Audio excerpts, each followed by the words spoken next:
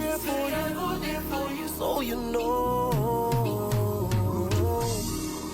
So you know. What's up, people? Welcome to Bulldoza TV. That hits harder than a Harlem strike. It's that time again. The weekend is upon us, and the Premier League is serving up a slate of fixtures that promises absolute firework. So strap in, lock it down, and get ready for the ultimate guide to the weekend.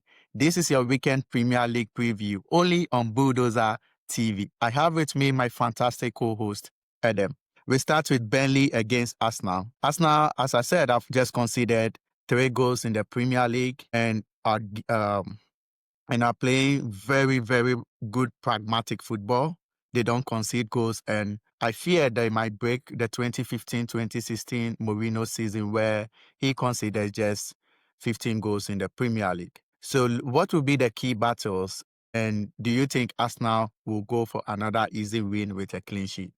I don't foresee Burnley proving to be a challenge because, as you said, Arsenal, Arteta is doing something which is commendable, which is the fact that he's being pragmatic. Whatever it takes to get the victory, get it. In fact, if the added bonus of a clean sheet is even in there, even better, I do not foresee Burnley proving to be a challenge to this Arsenal team. At this rate, I don't see Arsenal dropping points until maybe they face more difficulties, but Burnley won't be a problem. Yeah, so what is your prediction? What's the scoreline we should expect? Because I'm going for... I was just about saying 2-0, but I think it can be 2-1. Arsenal will win 2-1. So now on Arsenal, what do you think is the title challenge for them? Do you think Arsenal will win the Premier League this season? Oh, as a based on Manchester United how... fan, I don't think they will win. As I say, sometimes you need to have the objective analyst, and then you have the one with the personal bias. From an objective standpoint, I think the title is the obviously next step in their progression because you can't be second for this number of years and obviously not challenge. You've been second for a long time. It does something to you. It either makes you think that you are good enough for the next step because, in as much as they've been second for a period, it is not the same team that has even won the title every time.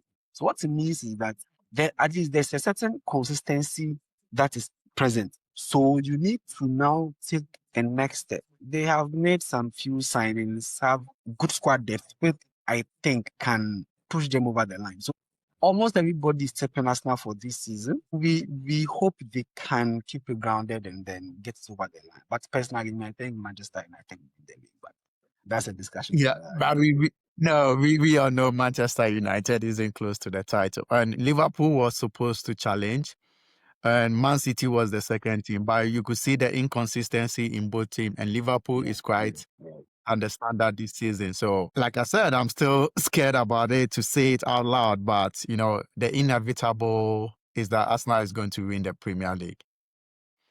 In my opinion, to be honest.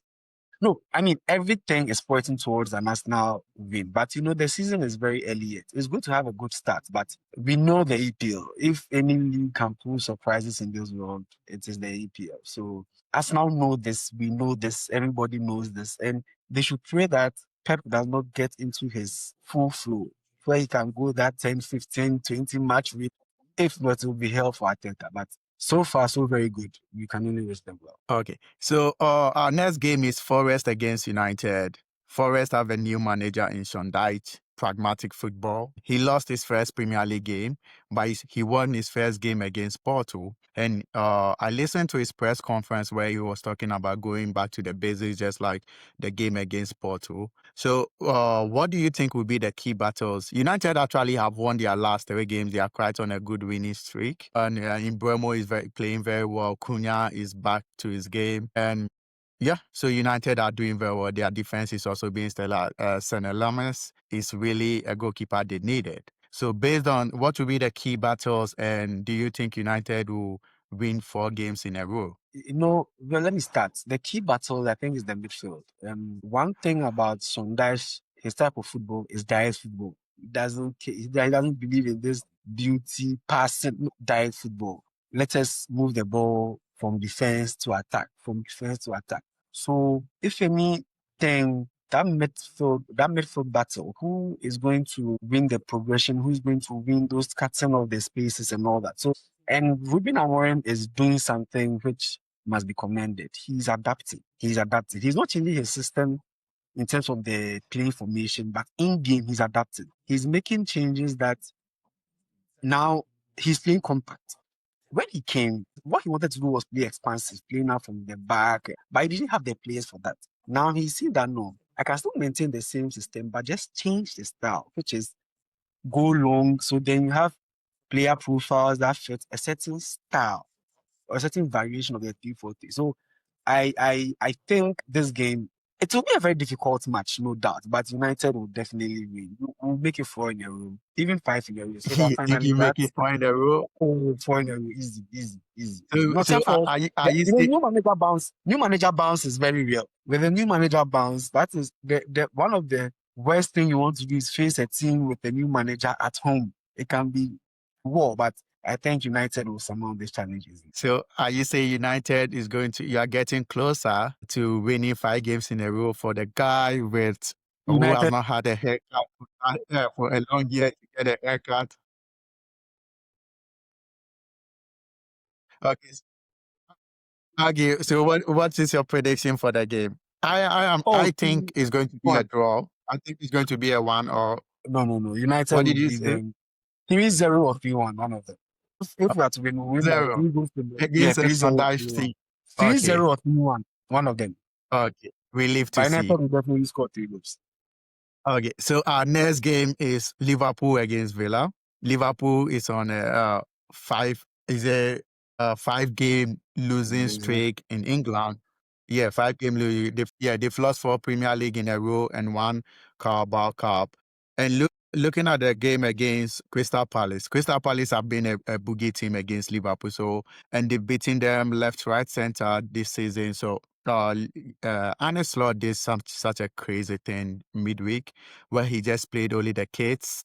And then I don't know what he was thinking because when you're on a losing streak and your ass is on fire in a Carabao Cup, you want to still win. You want to win. I don't care because on a losing streak, you need some momentum. So you needed to win. And playing their kids was in my opinion, was such a stupid decision to do because they had no chance. Once the lineup came in, everybody knew Liverpool had no chance because Crystal Palace is a very, very good team and playing and using kids against them wouldn't bode well. So they Exactly. lost My by issue, 3 goals. let me just chip something in there. The fact that, you see, if it was, let's say, a championship or League One or League Two team, you could have had that luxury. But not when you are Yeah. facing a Premier League team, and not only a Premier League team, a team that has proven to be your boogie side so far this season, beating you in the curtain raiser, which is the Community Shield, beating you in the league, and you're coming to meet that same team, and you are playing. Come on. He has himself to blame for that one. He has himself to blame. Yeah, and now the pressure is getting to him. He keeps giving excuses upon excuses, saying that Chelsea have 8 players injured and can still bring in Estevao. Man City can bring a new starting 11, and they all look world class. Like excuses. Last season, he wasn't making that excuses because when things are going well, like you don't make excuses. Yes. Exactly. Yeah, you don't feel any pressure. You were so calm and collected. But this season, you could see the pressure is getting to him. So Villa had a good win last week, beating Man City by a goal to nil. Although Pep Guardiola makes some stupid changes, but based on a Liverpool against Villa at Anfield, what do you think the key battles is, and do you think Liverpool can break the dark and get a first Premier League win in 5 games? I think they can. I don't think the losing streak is going to continue till. I mean, at some point, something has to give. I think this can be the game that they can. On paper, if there was all other things being equal at the beginning of the season, this wouldn't have been even a big deal because everybody with the signings Liverpool were making and the back of being champions, you would expect this match to be a breeze in the park. But mind you, Arsenal realized a team that has scored Liverpool 7-2 in the past during lockdown. They were the team that inflicted Yeah. Liverpool with one of their worst defeats yet. And coupled with the fact that they are just coming off a game against City and winning. So the momentum is on Aston Villa's side. However, Field is still a bit of a fortress. It is still a bit of a fortress, even though teams are enjoying there. But it's still It's not a fortress. I don't think Aston Villa can win, but they can get a result. I think they can get a draw. If they start the game very well and maybe they get early goal and Liverpool are chasing the game, when they are chasing the game, that is when they are jittery, then the players are trying to prove themselves, because things are not clicking in terms of where Salah, Isaac, there's always that demand or that pressure to want to prove yourself. And in doing that, you get to overdo things. So you cannot keep, and in football, it's the basics that sometimes will get you far. Style is important, but the basics will always win. So I think Aston Villa's best might be a pro. I expect Liverpool to show up, just get the job done. If by the first half they are okay, if by the first half Liverpool are a goal or 2-0, they'll be home and dry. But if in the first half Aston Villa get a goal and Liverpool are chasing it, then it will be different. Yeah, so I think it's going to be a good game to watch, and I A good know. game for the neutrals. A good game for the neutrals. Yeah, but I'm going for a draw. I'm going for a 1-0 draw. I think Liverpool will not lose this game. They will not lose this game because that will be embarrassing in front of the Anfield crowd. The Anfield crowd will get behind them because it's tough time, and this is the time you need your fans. So I think they will get behind them, and I think there's no way Liverpool is going to lose this game. I'm going for a draw. So yeah. So City against Bournemouth. Bournemouth is doing well. I think they are second on the league table. They are really doing well. You have Semenyo in the form of his life. You have after selling their back line, they brought in new players, and it's like they still have a very good back line. They play pressing football, putting pressure on the opposition throughout the 90 minutes. They never seems to get tired. Araola he's doing quite very well with this Bournemouth team with a small budget. So City lost against Aston Villa their previous game. They bounced back. They bounced back against Swansea, and they need this win.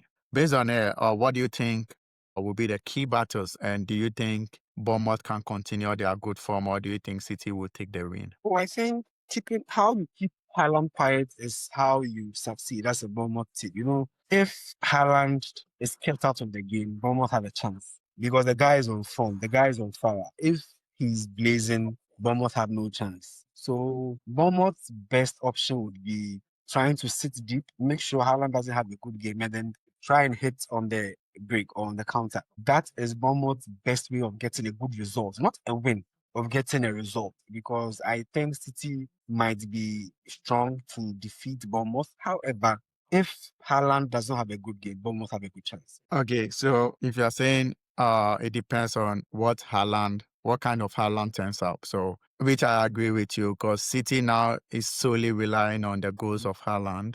Too much. So based on they are just one Haaland injury away from a devastating season. They are just one Haaland injury away from a devastating season because confidently, they are. What do you think? Yeah. Is that? So confidently, what is your prediction? I need a scoreline. City can win by 2-1. 2-1. Or Haaland to score. I mean, but City will definitely get away. Okay. Yeah, I'm also going for a 2-1 City win. So now is the biggest game of the weekend, this Premier League weekend. Spursy against Chelsea. As you know, the last 6 games in White Hart Lane or Spurs Stadium, Chelsea have won five games in 6. And it seems like Chelsea always has the number of Spurs. But then Chelsea's coming out of a very bad loss weekend against Sunderland, which was really detrimental to even their top 4 hopes. And, Chelsea is an unpredictable team. They have the youngest squad in the Premier League. They turn up against the big boys, and then when they face the low block, you've seen that they have no cutting edge. And second half of this season, they've really been playing poorly. We saw them against Wolverhampton, where they nearly made a 3-goal margin. Paralyzed. So looking at it, it's Chelsea against Spurs is always a big game. Remember the Battle of the Bridge, where Eden Hazard equalizer led to Spurs not winning the Premier League, which gave the Premier League to Leicester City.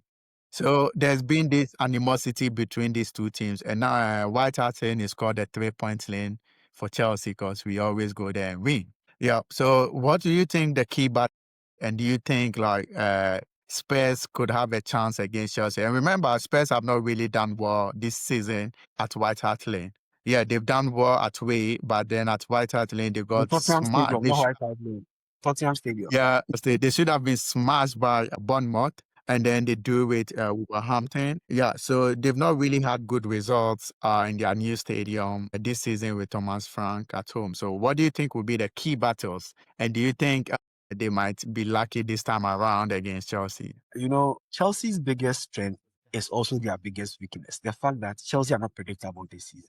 That unpredictability against a team like Liverpool is very good because Liverpool won't know what to expect. And a Chelsea Pro Max shows up and beats them.